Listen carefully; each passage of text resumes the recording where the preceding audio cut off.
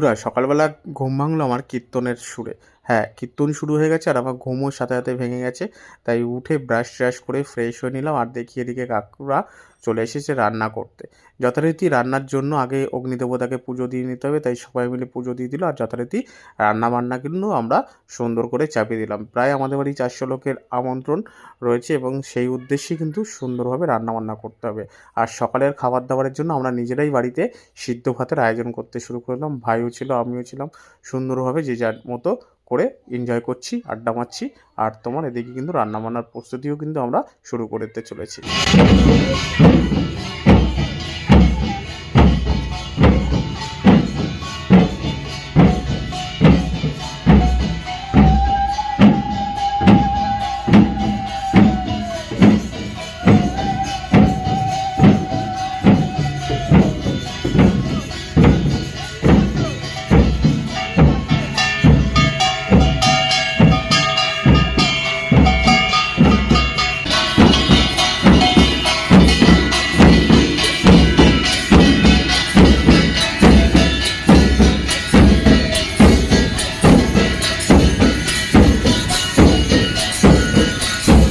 রান্নাবান্না হতে হতেই একটা দল চলে এলো, আমরা তাদেরকে স্বাগত জানালাম।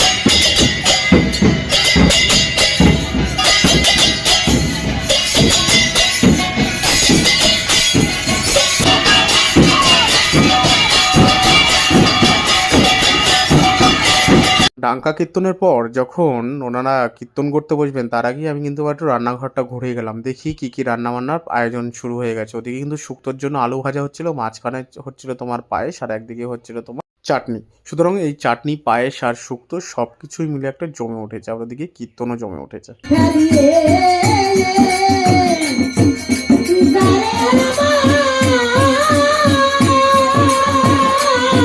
কিছুটা কীর্তন শুনে এসে আমি কিন্তু যেই রান্নাঘরে এলাম দেখলাম পায়েস কিন্তু নামানোর জন্য প্রস্তুত। কাকু কিন্তু সুন্দর করে নামিয়ে দিল আর এদিকে কিন্তু আমাদের শুক্তো রেডি হয়ে গেছে 2 গাবলা।